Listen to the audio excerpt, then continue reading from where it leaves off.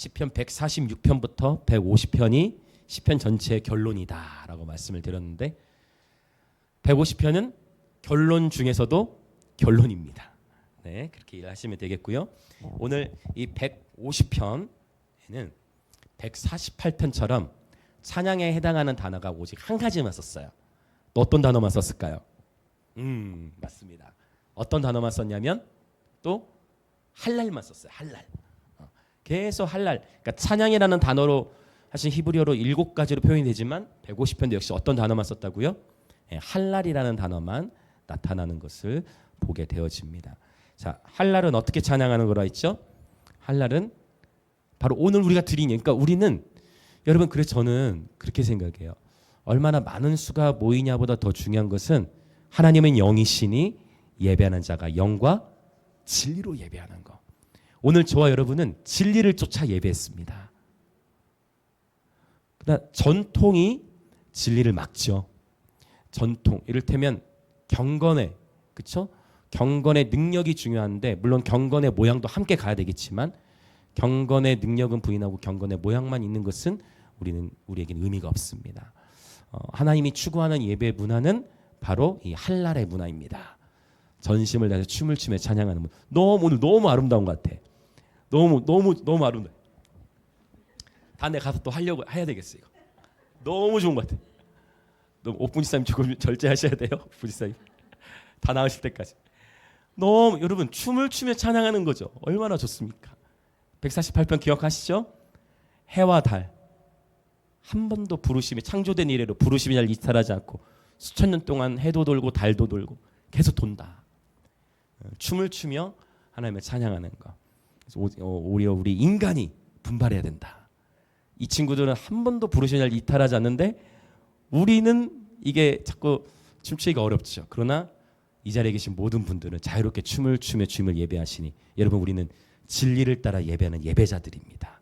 이미 하나님의 부르심을 이미 이뤄가고 있는 예배자들인 줄 믿습니다. 그래서 더 집단적인 기름 부음이 활성화돼야 돼요. 이 표현은 뭐냐면 이제 적어도 우리가 이렇게 춤을 추며 찬양하는 문화 속에 있다 보면 처음 이 목요예배 오거나 처음 이곳에 방문하는 분들이 예배란 이렇게 드리는구나 하고 본인도 춤을 추지 않을 수 없는 분위기. 그러니까 보통은 춤을 추려면 분위기가 어색하잖아요. 교회 예배에서. 뭐 소리를 친다든지 손 하나 드는 것도 제가 예전에 실제 부산에 어느 한 자매가 꽤 큰 교회. 네, 꽤 큰 교회입니다. 꽤 큰 교회 한 자매가 예배학교 오셔가지고 이제 이 손 들고 찬양을 배웠어. 그 다음 주에 주일에 갔어. 사람은 1000명 이상 있어. 근데 거기서 굉장히 고민이 되더래. 배웠잖아요. 손을 들어야 되는데 이게 어렵다는 거죠. 왜? 분위기가 다 아무도 안 되니까. 근데 간증하더라고. 목사님 손을 들었습니다. 굉장히 큰 용기이죠. 그래서 이 문화라는 게 그만큼 중요한 거죠. 아무도 손 들고 있지 않는데 손 들고 어려운 거예요. 아무도 춤추지 않는데 나 혼자 춤추기 어렵죠. 그러나 나도 추고 너도 추고 우리 함께 춤추면 춤이 안 추는 게 더 어색한 그런 문화가 되기 때문에 할렐루야. 그래서 여러분 바로 이 할랄의 찬양이 그렇게 중요해요. 그리고 할랄의 찬양이 충분히 풀어질 때 우리 마음이 이제 열려지게 되죠. 그래서 우리 캠프 사역에서도 그러니까 그냥 분위기를 따라서 애들을 뛰게 하는 게 아니고 바로 이 말씀의 원리 안에서 아이들을 축제로 인도하는 하나님은 이러한 정신을 가지고 예배 사역을 감당하고 있죠.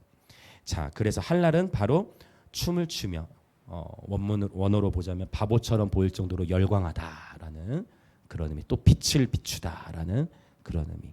그래서 할랄의 찬양하면 우리는 다윗을 떠올리게 되지만 다윗뿐만 아니라 바로 저와 여러분이 이런 할랄의 예배자인 줄 믿습니다. 외우기도 쉽죠? 할랄, 할자를 지로 바꿔보세요. 얼마나 외우기 쉬워요. 하나님 앞에서 할자를 지로 바꿔보세요. 얼마나 좋아요. 한글지. 영어로 주의. 오케이. 얼마나 좋아요. 자, 이렇게 아버지 앞에서 너무 좋죠. 자, 우리 150편을 들어가는데 여러분 이 150편 자, 할랄이 그래서 몇 번 쓰이냐면 13번 나와요. 시작할 때도 할렐루야로 시작하고 끝냈다. 근데 오늘 제가 깜짝 놀란 게 저는 사실 그 송리스 준비할 때 시편 150편 찬양했잖아요. 그 찬양만 이제 오늘 본문이 150편이니까 이거 해야 되겠지라고 했는데 나중에 부르다 보니까 할렐루야가 오늘 많이 나온 것 같아요. 그렇죠? 할렐루야 할렐루야 할렐루야 어리냐. 그 다음에 또 뒤에도 할렐루야 주를 찬양하여라 막 이렇게 나오고. 네, 그래서 항상 그런 것 같아요. 이렇게 주님의 인도하심. 예언적 경배라는 거는 인도자가 이렇게 인도하는 게 아니라 성령님이 인도하신 예배인 줄 믿습니다. 그래서 예배 시간을 따라 예배 드리는 게 아니고 어떤 때는 좀 빨리 끝날 수도 있고 더 길어질 수도 있고 시간이 예배를 주도하는 게 아니라 성령님께서 우리의 예배를 주도하시길 여러분 그렇게 소망합니다. 저와 여러분의 모든 예배의 삶에 있어서 성령께서 우리의 예배 생활을 이렇게 주도해 주시고, 제가 이 표현을 저는 참 좋아하는데 성령님은 예배 지휘자이세요. 모든 기도, 말씀, 찬양, 또는 간증 그 모든 것들을 성령께서 지휘하셔서 아름다운 하모니를 이루어 우리 주 하나님께서 영광 받으신 줄 믿습니다. 그렇게 되려면 저와 여러분이 계속 성령님께 우리 자신을 내어 던져야죠. 그 강물에 강물, 저는 강물 사냥이라는 표현을 쓰는데 강물에 우리 자신을 던지는 거예요. 성령의 강물이 이끄시는 대로 우리가 흘러가는 것이죠. 네. 그래서 여러분 축복합니다. 바로 이 한날의 예배. 자, 시편 150편은 할렐루야로 시작해 할렐루야로 마치고 한날이 13번이나 언급되어 있다는 것입니다. 사실 이 할렐루야는 시편 전체의 핵심이라고도 사실 볼 수 있어요. 같이 한번 우리 외쳐볼까요? 할렐루야! 할렐루야! 그래서 우리 패러다임이 바뀌어야 된다 했어요. 할렐루야는 원래 잔잔하게 하는 게 아니라 원래 원문은 어떻게 하는 거예요? 지금처럼 샤우팅할 때, 그렇죠? 춤을 추는 거니까 샤우팅하면서 힘차게 외치는 것이 할렐루야의 문화예요. 그래서 여러분 유교의 문화를 넘어서는 성경의 문화대로 예배하는 저와 여러분 되시길 축복합니다. 감사합니다. 아주 좋습니다. 감사합니다. 할렐루야를 외치는 거죠. 자, 150편 한번 본문 들어가 보겠습니다. 1절 같이 읽습니다. 시작. 할렐루야, 그의 성소에서 하나님을 찬양하며 그의 권능의 궁창에서 그를 찬양할지어다. 아멘. 그의 성소에서 하나님을 찬양하며, 여기 성소는 땅에 있죠. 그래서 시이기 때문에 다양하게 적용을 할 수 있어요. 먼저 첫 번째 안전한 해석으로는 성소라 했기 때문에 이스라엘에게 적용을 하자면 말 그대로 성소에서 하나님을 찬양하는 것을 의미하고 있고, 이것을 신약적으로 우리가 적용을 해서 보자면 예수께서 휘장을 가르셨죠. 사실 여러분 히브리서 4장 히브리서 말씀에 보면 우리는 때를 따라 도우시는 은혜를 얻기 위하여 그 은혜의 보좌 앞에 담대히 나아갈 수 있게 되어졌어요. 히브리서에 특별히 4장이나 9장, 10장에 보면 안타까운 건 한글 성경에서는 성소와 지성소 이 단어를 약간 혼용해서 쓸 때가 많아요. 근데 새번역 성경이나 새번역 성경 번역은 정말 추천드립니다. 그리고 쉬운 성경도 사실 이거를 잘 구분을 해놨는데 히브리서에 보면 지성소라는 표현을 알맞게 쓰는 것들을 보게 되어져요. 여러분 구약에서는 대제사장만 1년에 딱 한 번 지성소에 들어갈 수 있었지만 신약의 법 안에서 우리는 날마다 지성소에 들어갑니다. 오늘 또 우리는 찬양하면서 그분의 임재 안으로 들어왔습니다. 아멘이십니까? 찬양을 통해서 그분의 임재 안으로 이미 들어왔어요. 왜냐? 예수께서 자기 성전된 육체 그 휘장인 자신이 십자가에 죽으실 때 성전의 휘장이 실제로 찢어지는 놀라운 역사가 있었죠. 여러분 축복합니다. 그래서 우리는 여러분 옆에 분들 한번 인사합시다. 지성소 예배자가 됩시다. 그 지성소 예배자는 뭐예요? 지성소에는 어떤 일이 일어납니까? 지성소에 법궤가 있죠. 그분이 말씀하시는 자리예요. 그래서 여러분 축복해요. 하나님이 기뻐하시는 예배자의 삶이 되면 그분의 마음이 들려집니다. 그러니까 하나님 말씀해 주세요라는 기도도 필요하죠. 우리 주님의 뜻을 알기 원하며 기도도 하지만 예배 드리다 보면 주님이 말씀하세요. 예배 드리다 보면 주님이 감동을 주십니다. 찬양 드리다 보면 예배 드리다 보면 주님이 우리 마음에 주시는 우리 영에 우리의 직관으로 우리 양심에 우리 내면에 하나님의 감동들을 주세요. 실제 여러분 어렵지 않아요. 우리 다음 세대들 캠프 사역에 강의 가보면 아이들을 물어보죠. 너희는 언제 하나님의 마음이 들려지는 것 같니 하면, 자 여러분이 한번 생각해 보세요. 셋 중에 하나, 일단 찬양할 때, 아니면 성경 읽을 때, 기도할 때. 자 한번 볼까요? 자, 기도할 때 나는 하나님의 마음이 더 잘 들린다. 아이들이 뭐라고 대답했을지 한번 여러분이 생각해 보시는. 기도할 때 나는 하나님의 마음이 더 잘 들린다. 초등학생, 중학생, 고등학생. 자, 나는 말씀 읽을 때 하나님의 마음이 더 잘 들린다. 그러면 나는 찬양할 때 하나님의 마음이 더 잘 들린다. 역시 일부러 제가 순서를 바꿨어. 기도, 말씀, 찬양으로. 아이들 물어보면요, 70~80% 이상 대부분의 아이들은 찬양할 때 나는 은혜를 누리고 하나님의 마음이 들려진다. 대부분 다 그렇게 얘기해요.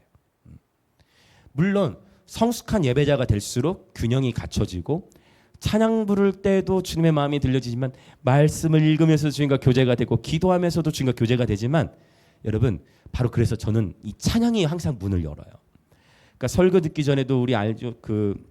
우리의 돌짝밭, 가시밭, 또 길가와 같은 밭은 열매를 맺지 못하기 때문에 말씀이 좋은 땅에 심겨져야 되는데, 우리 마음의 땅이 좋은 밭이 되도록 바로 유다가 밭을 가는 겁니다. 호세아에서 이 말씀은 정말 아주 예언적인 메시지예요. 한번 또 선포합시다. 유다가 밭을 갑니다. 이 말은 상징으로 해석될 수밖에 없는 거예요. 왜냐하면 유다 지파만 밭을 갑니까? 아니잖아요. 유다가 밭을 간다는 것은 상징으로, 어떤 본문은 문자로 해석을 해야 되고 어떤 곳은 상징으로 봐야 되는데, 유다가 밭을 간다는 것은 바로 찬양이 밭을 간다는 거예요. 아멘. 유다의 뜻은 찬양이죠. 그래서 우리가 하나님께 찬양, 특별히 한날의 찬양을 할 때 우리 묵은 땅이 기경되는 것입니다. 그러니까 다음 세대들 이 캠프나 이런 예배가 진짜 중요한 것은 축제하면서 우리의 마음에 이 돌들이 깨지고, 길가 같은 아스팔트 같은 이 마음이 갈라지고, 그곳으로 하나님의 은혜가 스며 들어가는 것이 믿습니다. 네, 그래서 이제 캠프 때도 이런 예배를 드려야 되지만 우리가 추구하는 정신이 있죠. 우리 여러분 섬기시는 교회 안에서 매 주일 모든 예배가 수련회처럼 되어지시길 축복합니다. 왜 캠프 때만 뛰냐는 거예요. 일반적으로 왜 캠프 때만 뛰어? 캠프 끝나면 다시 제자리로 가면 안 돼요. 그렇죠? 항상 여름에만 뛰는 거 아니에요. 겨울에만 뛰는 거 아니에요. 날마다 춤추며 예배하는 예배자 되시길 축복합니다. 성소 얘기하다가 조금 말이 길어졌는데요. 그래서 땅의 성소를 의미하는데, 또한 땅의 성소와 함께 대조돼서 나오는 것이 바로 그의 권능의 궁창에서 그를 찬양할지어다. 그래서 하늘과 땅, 하늘에서도 하나님을 춤추며 찬양하죠. 148편 통해 봤습니다. 또 땅에서도 춤을 추며 하나님을 찬양합니다. 하늘과 땅의 모든 피조물들은 하나님을 여러분 춤추며 찬양하도록 지음 받은 줄 믿습니다. 자, 2절 들어가 봅시다. 2절 시작. 그의 능하신 행동을 찬양하며 그의 지극히 위대하심을 따라 찬양할지어다. 아멘. 여기서 찬양과 경배를 구분해 줄 수가 있는데요. 먼저 경배라는 것은 그분 자신을 노래하는 것입니다. 그분 자신을, 그분의 아름다우심, 또 그분의 성품을 묘사하죠. 이것이 경배예요. 월십. 그분의 가치를 노래합니다. 찬양이라는 것은 이 말씀 표현 그대로 그의 능하신 행동을 찬양하며, 즉 하나님께서 행하신 일을 노래하는 것이 찬양이에요. 내 삶 속에 하나님이 이런 일을 행하셨다, 이런 일을 행하신 하나님을 찬양합니다. 이렇게 표현이 되어집니다. 신학적으로 구분을 하면, 또 하나님께 내 삶 속에 행하신 위대하신 일들을 노래하는 것이 곧 찬양입니다. 그래서 경배는 굉장히 형용사적이라는 표현을 제가 예배 때 종종 썼는데요. 경배는 그분의 성품을 묘사하고 아름다우심, 존귀하심, 거룩하심, 그래서 이렇게 형용사적으로 표현이 가요. 그런데 찬양은 굉장히 동사적이라 했어요. 역동적, 움직임이 있죠. 찬양에서는 움직임이 있어요. 동사적이에요. 굉장히 역동적이죠. 하나님 행하신 일들을 높이는 것이 곧 찬양입니다. 그래서 우리가 알아야 될 것은, 여러분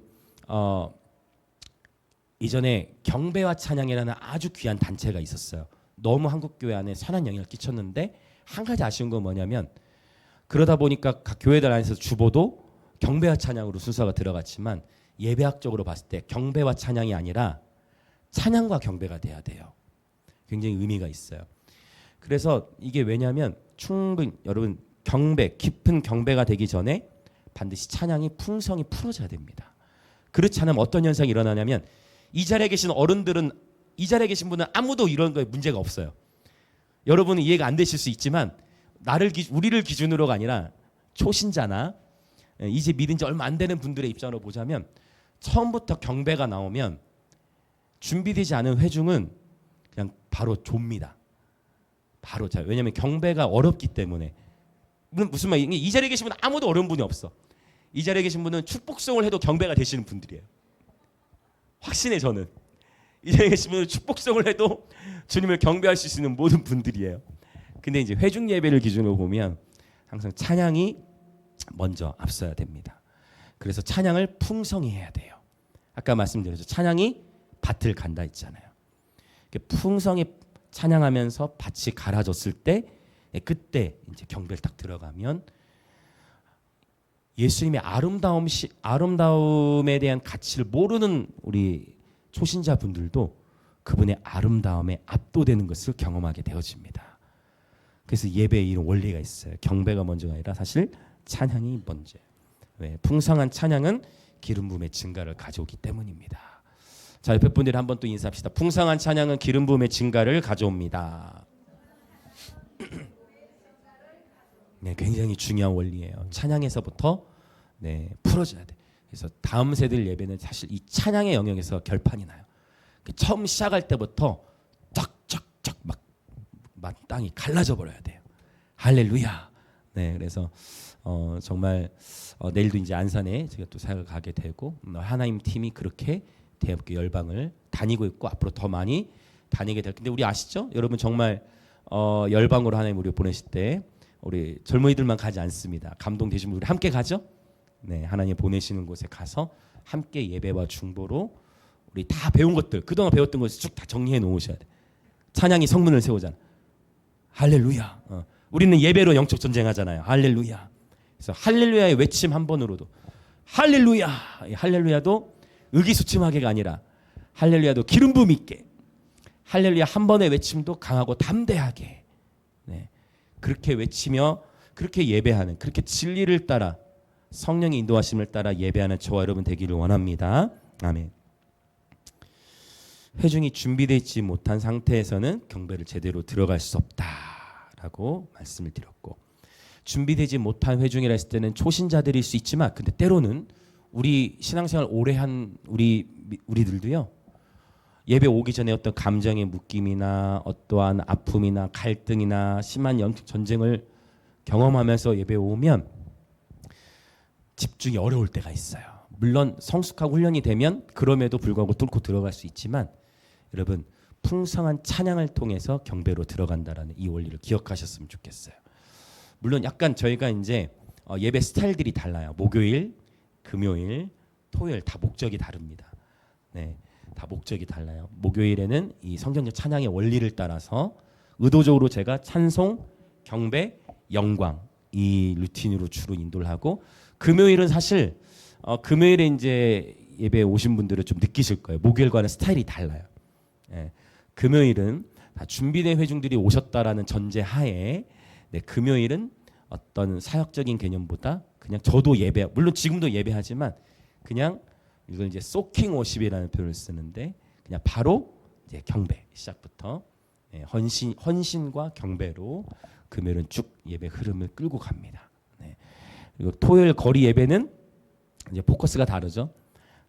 금요일은 오직 주님께로만 경배를 드렸다면 토요일은 주님께 대한 경배도 하지만 영어도 더 많이 하고 김해 외국인들도 많으니까 영어로도 하기로 하고 또 축복송이라든지 이러한 위로하는 노래들 우리 최근에 우리 거리 예배 오시는 오현직 형제님 현직 형제님 같은 경우는 약간 장애가 있으신데 신청곡 주시는 거 보면 너무 좋아. 그래서 그 신청곡들 2주 전이었나 3주 전에 해같이 빛나리도 하는데 너무 좋더라고요. 근데 지난주에 마침 저희가 폭염 때문에 못 나갈 상황이었는데 먼저 연락이 오셨어요. 토요일 오전에 목사님 제가 몸이 안 좋아서 예배 오늘 못 갑니다라고 딱 연락을 그러시냐고 알겠다고 다음에 보자고 이렇게 또 겉면에 드렸는데 예배 스타일은 목, 금, 토 이렇게 다 다양하게 구성을 해 나가고 있습니다. 그래서 여러분 일단 찬양 경배가 나오기 전에 이게 다시 말씀 본문으로 돌아오면 경배로 들어가기 전에 찬양이 먼저 풍성히 풀어져야 되고 찬양과 경배를 구분시켜 드렸어요. 바로 이 이전에 있는 말씀처럼 찬양이라는 것은 하나님 행하신 일들을 높이는 것이다. 경배는 그분 자신을 노래하는 것이다. 그래서 사실 거룩 이를테면 이런 거예요. 자, 하나 예를 더 들고 넘어갈게요. 거룩 거룩. 자, 이 찬양을 처음에 나왔는데 초신자가 있어요. 근데 거룩 거룩하면 거룩이 무슨 뜻인지 알아요? 몰라요? 몰라요. 그리고 거룩이 뭔지 알 것 같은 우리들도 좀 이렇게 은혜가 덜해.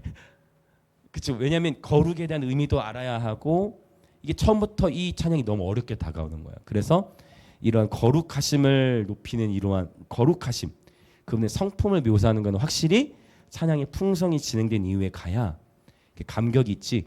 내 마음이 힘든 상황에서 아름다우신 잘 안 들어온다는 거죠. 이해 충분히 이해되셨죠? 네, 그래서 풍성한 찬양이 반드시 풀어질 때 기름 부음의 증가를 가져오고 경배가 수월해진다라는 것. 회중 예배를 기준으로 말씀드리는 거예요. 이 자리에 계신 모든 분들은 축복송을 해도 다 경배를 하실 수 있는 분들이다 라고 말씀을 드렸습니다. 자, 이제 3절과 4절을 같이 읽어보겠습니다. 시작. 나팔소리로 찬양하며 수금으로 찬양할지어다. 소고치며 춤추어 찬양하며 현악과 퉁소로 찬양할지어다. 아멘. 3절 4절은 명확하죠. 악기로 하나님을 찬양하는데요. 소고는 탬버린으로 번역할 수도 있겠어요. 네, 작은 부로 번역할 수도 있고 여기 소고는 그래서 타악기를 의미하죠. 그리고 현악, 당연히 현악기. 퉁소는 무엇일까요? 퉁소는 부는 악기죠. 네, 그래서 이거를 우리는 관악기로 표현을 하면, 그러니까 타악기, 현악기, 관악기 다 예배 때 사용하라고 지금 명령조로 주님 우리에게 말씀하고 계십니다. 악기로 하나님을 찬양합니다. 그리고 역시 4절 중반에 나왔죠. 춤추어 찬양하며. 악기로 하나님을 찬양하는데 당연히 춤도 빠질 수 없지요. 그러니까 이렇게 막 예배팀이 악기를 막 풍성하게 연주하는데 가만히 있는 게 다시 더 힘든 것 같아요. 그렇죠? 그래서 여러분 더 춤을 추며 찬양, 또 현악과 퉁소로 찬양. 우리 하나님은 이렇게 자유로운 분이신 줄 믿습니다. 아멘. 그 춤을 추며 찬양할 때 우리 안에 모든 묶임이 끊어짐을 예수님의 이름으로 선포합니다. 나팔에 관해서는 조금 설명을 드리자면 실제 하나님께서 다양한 목적으로 나팔을 불도록 명령하셨어요. 민수기 10장에 보면 나팔 사용에 대해서 언급하고 있는데 특별히 이스라엘 백성들이 회중을 모으거나 이스라엘 진영 전체가 진을 쳤다가 다시 진 떼고 출발할 때 어떤 나팔을 불었냐면 은나팔을 불었어요. 이 은나팔을 부는 이야기가 민수기 10장에 나오는데요. 또 전쟁하러 나아갈 때에도 나팔을 불었다라고 성경에 기록해요. 그 다음에 절기 때에도 나팔을 불어요. 나팔절, 모든 절기 때에도 나팔을 부는데 특별히 언제 나팔을 많이 부냐면 나팔절에.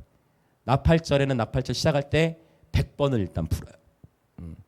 그래서 이 나팔절을 우리가 눈여겨봐야 돼요. 네, 왜냐하면 주께서 호령과 천사장의 소리, 그 다음에 나팔 소리와 함께 땅에 오신다 했기 때문에 나팔절은 우리가 늘 해마다 기억을 하고, 그래서 실제 하나님이 절기를 어떻게 세팅하셨냐면 나팔절, 그 다음에 장막절, 그 사이 안에 하나님 어떤 걸 또 세팅하시냐면 경외의 날들이라고 해서 회개하는 시간들을 보내도록 하나님이 세팅하신, 이게 이제 절기 설교할 때마다 얘기를 나누는 부분인데, 그 제가 한 번은 왠지 그렇게 상상이 되어지더라고. 보라 주님 구름 타시고 나팔 불 때 하는데 춤추며 찬양하다가 뛰다가 그대로 올라갈 수 있겠구나. 저 그 생각하면서 이제 예전에는 우리가 춤추면서 이게 원수를 받는 겁니다만 했는데 춤추며 뛰면서 예배하다가 주님께서 뚜뚜 천사의 나팔 소리와 함께 할 때 춤추며 예배하다가 이 상태로 쭉 가버릴 수도 있겠다. 그렇게 주님 맞이하는 것도 굉장히 아름답겠다.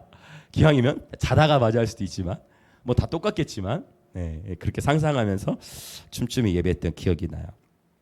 나팔은 다양한 경우에 쓰였어요. 절기 때도 불었다 했고, 그 다음에 왕, 왕을 세울 때 왕의 대관식에서도 나팔을 불었고요. 그 다음에 재앙이나 어떤 위험을 알릴 때도 나팔을 불었어요. 그리고 우리가 잘 아는 여호수아 6장 본문에 보면 제사장이 법궤 앞에서 행진할 때에도 나팔을 불었고, 그 다음에 여러분 큰 소리로 외칠 때도 역시 외침과 함께 나팔을 불었는데, 여러분 여호수아 6장에서의 나팔은 민수기 10장은 은나팔인데 여호수아 6장에서는 어떤 나팔을 부냐면 히브리어는 쇼파르라고 해요. 그래서 양각 나팔이에요. 그러고 보니까 여러분 혹시 여러분 도전해 보실 분이 계시면 좋겠네요. 여러분 나팔로 하나님 찬양하실 축복합니다. 물론 우리의 목소리도 울리는 나팔입니다. 그러나 혹 여러분 중에 감동되신 분 있으면 양각 나팔 도전해 보시길 축복해요. 네. 주님께 말씀하셨죠. 나팔 소리로 찬양하며. 아멘. 제가 한 6, 7년 된 것 같아요. 말레이시아에 갔을 때 동말레이시아에서 집회, 아시아 한 20-30여 개국이 모였을 때 시간이 가는데 이건 나누고 가면 좋을 것 같아서 조금 나누고 가겠습니다. 들으신 분들도 있을 건데, 저희가 말레이시아 가기 전에 예배팀을 토요일마다 책 한 권을 가지고 훈련을 시켰어요. 같이 읽고 요약한 거 발표하고, 그리고 그거 가지고 기도하고 했는데, 그 책의 저자가 데이비드 스완이라는 분이었어요. 근데 기도를 그 책의 저자, 그러니까 그 책으로 막 제가 예배팀 나눔을 했어요. 그런데 어떤 일이 일어나냐면 같이 페이스북으로 메시지 하나 날랐는데, 우리가 그 공부했던 그 책의 저자가 연락이 온 거예요. 놀라운 거 맞죠? 여러분 놀라시는 거 맞죠? 여러분 제가 연락을 한 게 아니고 우리 그 책의 그 저자의 책으로 예비팀 나눔하고 기도하고 했는데, 그 책의 저자가 뭐라고 연락이 왔느냐? 당신네 예배하는 영상을 보니까 스판테니어송을 너무 자유롭게 하고 너무 좋은데, 말레이시아에 우리 그 장막절 축제를 하는데 당신네 팀이 한국팀 대표로 와주면 좋겠다 연락이 온 거예요. 할렐루야. 그래서 여러분 책 읽다가도 놀라운 역사 일어납니다. 놀라운 역사가 일어나요. 정말 상상할 수 없는. 너무 깜짝 놀랐죠. 그분이 먼저 연락 주셔가지고 저희가 그래서 말레이시아에 가서, 너무 감사하게 한 6, 7년 전의 이야기인데, 그래서 아시아 한 20-30여 개국에 모여서 예배를 드리는데, 와 그때 제가 예배 처음 시작하는 날부터 막 감격에 벅차오는데, 뭐부터 감격을 했냐면 세상에 나팔 부는 사람은 한 40여 명이, 나팔 한 사람이 하나씩 들고 한 40-50명 된 것 같아요. 강단 위로 올라와요. 40-50명이 쫙 서. 그래서 이제 집회를 선언하는 거예요.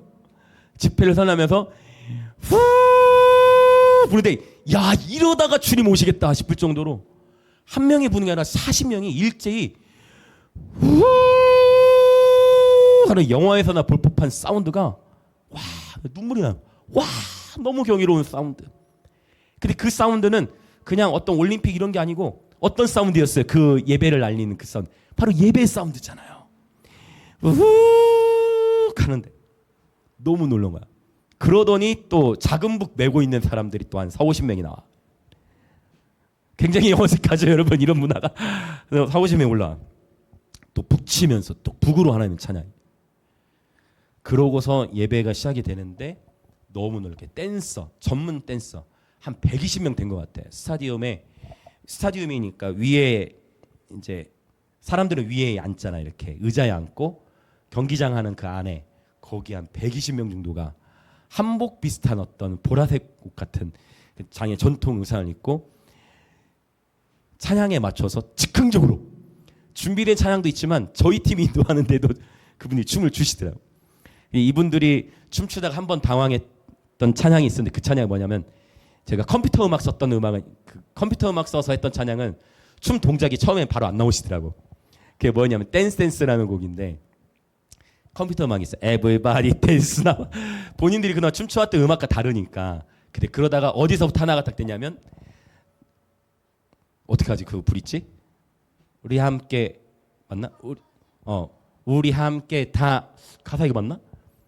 아무튼 다 같이 사탄을 짓밟아 빠밤 하는데, 여기서부터 이제 호흡이 맞아지기 시작했는데, 즉흥적으로 이렇게 군무를 맞추면서 춤을 추는데 너무 아름답고 경이로운 경배의 시간을 보낸 것 같아요.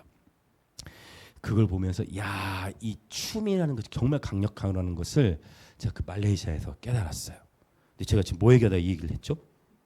나팔 얘기하다 그랬구나. 죄송해요. 나팔 얘기하다. 저는 생전 처음 봤어요. 그동안 물론 곳곳에 이렇게 보시면 여러분 나팔로 예배하는 분들 가끔 계시는데 그때 40여 명이 일제히 집회를 선언할 때 와, 너무 경이로운 것 같아요. 그때 훈련되어서 공교하게 쫙 뚜뚜 이렇게 부는데 여러분 축복합니다. 오늘 시편 150편 말씀에 도전을 받아서 누군가 나팔로 한번 예배해 보시길 여러분 축복합니다. 예, 도전해 보시길 축복하면 나팔 불며 악기로 하나님을 찬양할 수 있다라는 것입니다. 물론 저와 여러분 이 나팔이라는 것을 고린도전서에서는 신학적으로 봤을 때 나팔이 없으면 누가 전쟁을 준비하리요라는 표현을 했다는 것은 나팔을 의인화한 거예요. 즉 저와 여러분이 곧 복음의 나팔수가 돼야 되고 저와 여러분이 하는 찬양이 곧 나팔 소리처럼 풀어져야 될 줄 믿습니다. 광야에 외치는 자의 소리 또는 나팔. 자, 우리 계속 나가 봅시다. 우리 5절 시작. 큰 소리 나는 제금으로 찬양하며 높은 소리 나는 제금으로 찬양할지어다. 아멘. 여러분 제금은요 심벌질을 의미해요. 심벌. 사실 저희도 원래 드럼 심벌 쓰면 좋은데 이곳에 이제 통드럼이나 심벌을 놓게 되면 그 심벌 소리 하나가 모든 악기 소리를 다 잡을 뿐만 아니라 이 좁은 공간에서는 이명이 이렇게 더 심해지게 될 거예요. 그래서 어쩔 수 없이 뮤트 걸었구나. 뮤트가 걸려 있네요. 그래서 이렇게 치면 전자 패드인데 이제 심벌 소리처럼 되죠. 그러면 이제 좀 보호가 되죠. 좁은 공간에서는. 나중에 이제 예배당이 좀 커지거나 하면 이제 통드럼으로 더 넣어서 실제 제금 심벌로 하나님을 찬양할 건데 어쨌든 이 패드가 제금 역할을 하죠.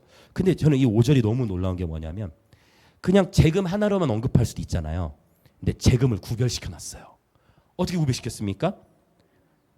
제금이 있는데 심벌이 있는데 어떤 심벌은 큰 소리를 내는 심벌로 찬양하라고. 또 어떤 것은요? 야, 높은 소리 나는 제금으로 찬양. 그래서 야, 우리 하나님은 정말 섬세하시구나. 그러니까 그냥 심벌로 찬양하라고만 할 수도 있는데 높은 소리 나는 제금과 큰 소리 나는 제금으로 찬양하라. 근데 두 개 또 공통점이 있어요. 높은 소리 나는 제금과 큰 소리 나는 제금의 공통점은 뭐냐면 둘 다 연주했을 때 시끄럽다. 둘 다 연주했을 때 시끄러워요. 여러분 심벌 엄청 시끄럽습니다. 여러분 심벌 소리는. 그래서 제가 깨달았어요. 여러분 예배는 시끄러운 거예요. 예배는 시끄러운 거예요. 예배 안에서는 울부짖음이 있고요. 예배는요. 그 사실은 예배는 좀 이렇게 표현하면 그럴 수 있지만 사실은요. 여러분 구약 예배도 보세요. 구약의 제사는 오늘날보다 더 여러분 피 냄새가 진동을 하고 피가 옷에 다 튀고 뭐 난리예요. 그러면 짐승들 죽을 때 여러분 비명 소리들이 들지 않았을까? 잘하시는데요. 그러지 않았을까? 여러분 예배 그러니까 계속 우리는 그래서 거룩이 무엇인가? 거룩은 조용히 얌전히 그냥 정돈된 예배 크게 거룩이 아니라 거룩은 여러분 우리의 삶이 구별되는 것이겠죠. 네, 본질. 그래서 항상 본질. 예배는 우리가 생각보다 시끄러워요. 여러분 천국 요한계시록 4장과 5장의 예배를 보십시오. 예배 어떻습니까? 조용합니까? 시끄럽습니까? 요한계시록 4장 5장의 예배. 여러분 엄청 시끄러워요. 거기서 뭐가 칩니까? 막 번개 때리잖아. 맞잖아요. 우레와 번개가 막 있다 그러고 뇌성 무지개가 둘러싸고 끊임없이 천사들 쉬지도 않아. 밤낮으로 쉬지 않고 계속 찬양해. 여러분 천국은 생각보다 시끄러울 것 같아요. 물론 시끄러워도 물론 그렇다고 해서 그러면 조용하게는 예배 안 드냐? 그렇진 않죠. 때로는 하나님이 우레소리가 지나간 이후에 조용한 가운데서 세미한 소리로도 말씀하시죠. 제 말의 의도는 우리 생각을 바꾸자는 거예요. 그러니까 예배하면 무조건 조용해야 되고 그것이 경건이 아니라 생각보다 예배는 시끄럽다. 특히 찬양. 높은 소리 나는 제금, 큰 소리 나는 제금. 아니 작은 소리 나는 재금으로 쓰면 안 되나? 그런데 굳이 큰 소리 나는 재금이라는 표현을 썼다는 것은 이러면서 결국 그러면 이 악기를 이렇게 막 치고 이렇게 시끄럽게 예배를 드리는 것은 결국 뭐 어떤 역할을 하냐면 저와 여러분의 혼을 깨우는 거예요.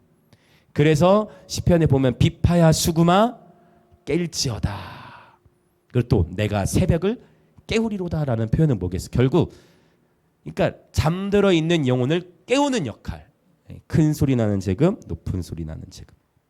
너무 아름답죠? 생각보다 예배는 아주 시끄러운 것이다. 천국에서도 아주 시끄럽게 예배를 드리고 있다. 막 번개 소리와 함께 뇌성, 엄청난 수만의 천군 천사들의 그 함성 소리로 함께 들려지는 예배 소리. 그 요한계시록 14장에 보면 많은 물소리, 검은 고 타는 자들이 검은 고를 타는 것과 같은 소리, 막 이런 놀라운 천상의 사운드. 그래서 그렇구나. 여러분 소리를 내시기 축복합니다. 그래서 고백도 마찬가지고 결국은 여러분 입으로 표현하시길 축복해요. 주님 사랑하는 마음도 입으로 표현하시길 축복합니다. 풍성한 사운드, 아주 시끄러운 사운드를 누리시길 축복합니다. 자, 우리 6절 봅시다. 마지막 절이죠. 자, 같이 힘차게 선포합니다. 시작. 호흡이 있는 자마다 여호와를 찬양할지어다. 할렐루야. 아멘. 시편의 마지막입니다. 주님께서는 저와 여러분에게 호흡을 주셨습니다. 우리 호흡의 주인이시죠. 주님이 호흡을 가져가시면 오늘 또 우리는 주님의 부르심을 받아요. 광주에 한 꽤 활발하게 다음 세대 사역을 하시는 45 되시는 목사님이 계시는데 오늘 소천하셨어. 45인데 자다가 갑자기 이제 심장 마비로 하나님의 부르심을 받았죠. 참 너무 안타까운 일이죠. 근데 우리도 언젠가 이제 주님 앞에 이제 가게 될 건데 45세 활발하게 사역하는 분이라 저도 알게 된 거죠. 주님이 부르시면 우리는 바로 내일도 가는 거예요.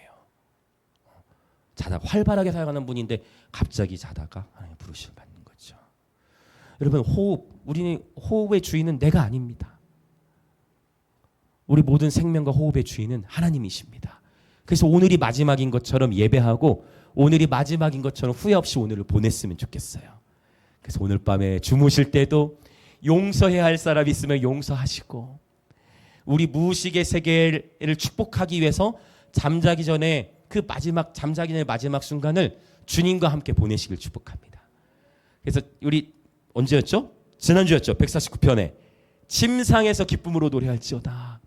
잠자리에 들어서도 여러분 용서할 사람을 다 용서하시고 마음 다 풀으시고 축복하고 누구 생각하다 잠들기?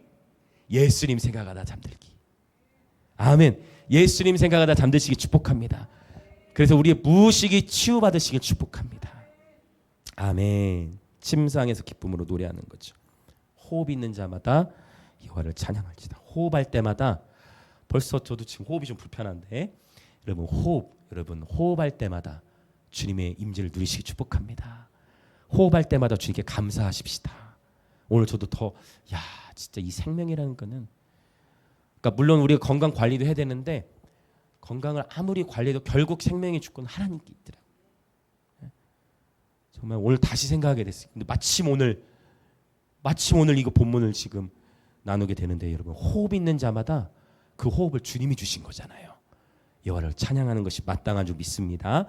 자, 이제 거의 다 왔어요. 한 가지만 더 나누고 같이 기도하려고 합니다. 시편은 굉장히 종말론적인 책이에요. 자, 시편의 종말론적인 특징을 정리하고 기도하려고 해요. 시편의 종말론적인 특징이 2주 뒤에도 이제 시편 전체를 요약하는 시간을 갖겠지만 오늘 150편과 연결해서 좀 보자면 자, 시편의 종말론적 특징 첫 번째는 뭐냐면 새 노래인데요.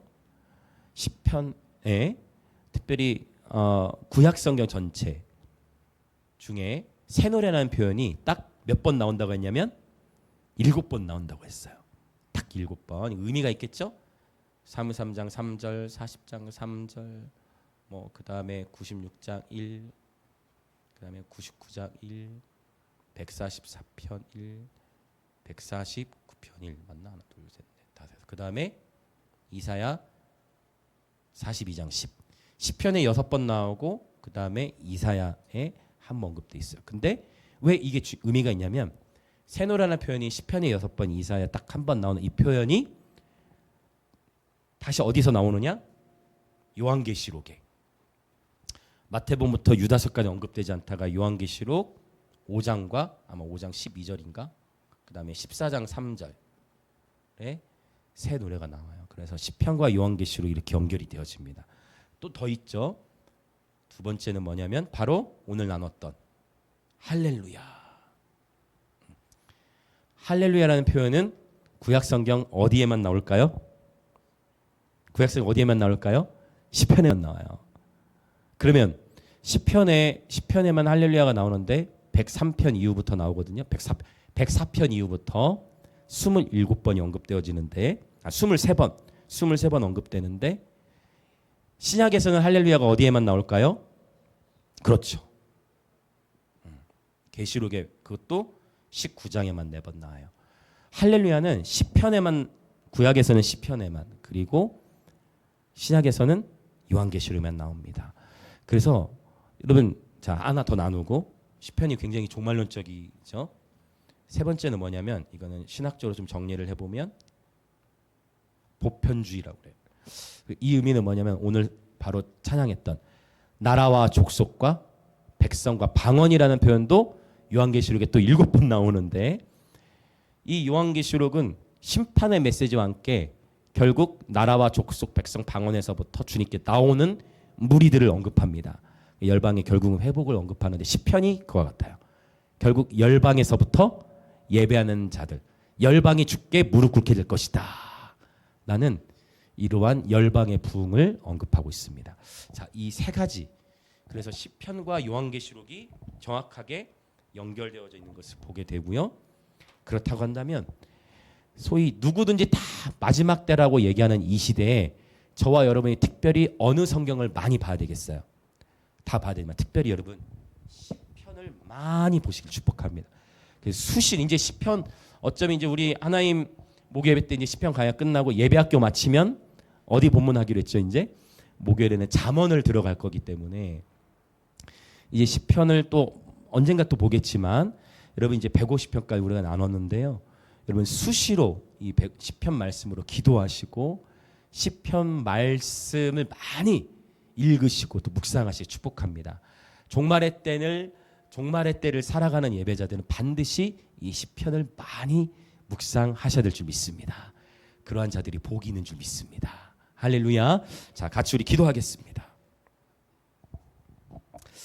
자, 우리는 오늘 시편의 마지막 150편을 봤습니다. 할렐루야로 시작해서 할렐루야로 마치는 아버지 지금까지 시편의 말씀을 누리게 해주셔서 감사합니다. 할렐루야로 시작해서 할렐루야로 마치는 시편 150편처럼 우리의 인생이 예배로 시작해서 예배로 마치는 인생 되게 하여 주옵소서. 우리에게 주님 호흡을 주셨습니다. 주님이 내일이라도 우리의 호흡을 가져가시면 우리는 주님께 그냥 가는 것입니다. 오늘 또 우리에게 주신 주님의 오늘 하루도 주님의 선물이지요. 아버지 우리에게 주신 호흡으로 주님을 찬양하며 우리의 삶이 곧 하나님의 나팔이 되게 하시고 우리의 예배를 통해 먼저 우리의 영혼이 깨어나고 우리의 예배를 통해 잠들어 있는 영혼들을 깨우게 하시고 우리의 전심을 다한 예배를 통해 주님의 뜻을 이루어드리는 예배자 되게 하여 주시옵소서. 그렇게 이 시간 우리 시편 150편 말씀을 붙들고 함께 주여 한번 외치며 통성으로 기도합니다. 주여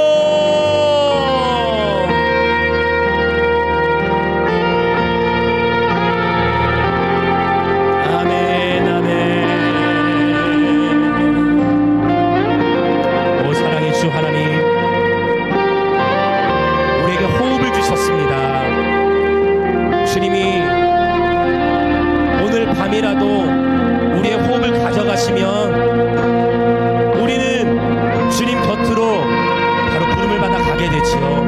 하나님 한치 앞도 알 수 없는 우리의 인생길 오늘의 하루도 주님의 선물로서 이 시편의 마지막은 호흡 있는 자마다 날마다 여호와를 찬양할지어다. 주님이 우리에게 호흡을 주셨고 이 호흡도 주님의 선물이기에 우리에게 주신 호흡에 감사드리며 이 호흡으로 주님을 예배합니다. 아버지, 주님은 춤을 추며 예배하는 자가 복 있는 자라고 시편을 통해 우리에게 말씀하십니다. 나팔 소리로 찬양하고 다양한 악기들로도 하나님을 찬양하며 주님의 지극히 광대하심을 찬양하며 하늘에서도 춤을 추며 찬양하며 땅에서도 춤을 추며 찬양하라고 말씀하십니다.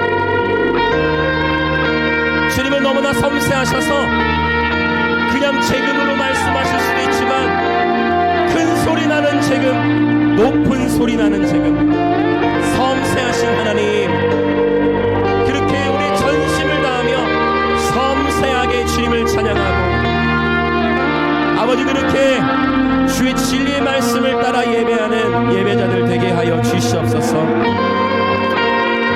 영과 진리로 예배하는 우리 모든 하나님의 예배자 친구자들 되게 하여 주시옵소서. 아버지, 특별히 시편은 종말의 때에 많이 읽어야 하고 묵상해야 할 너무나 종말론적인 책임을 아버지 요한계시록만 종말의 책이 아니라 시편이야말로 종말론적인 책임을, 시편이야말로 말세 많이 읽어야 할 말씀임을, 시편이야말로 말세를 만난 우리들이 반드시 읽고 묵상하며 암송하고 선포하고 말씀을 기도해야 될 성경입니다. 아버지, 이 시편의 말씀이 우리 삶에 온전히 입혀져서 말세 하나님 마음에 합한 예배자들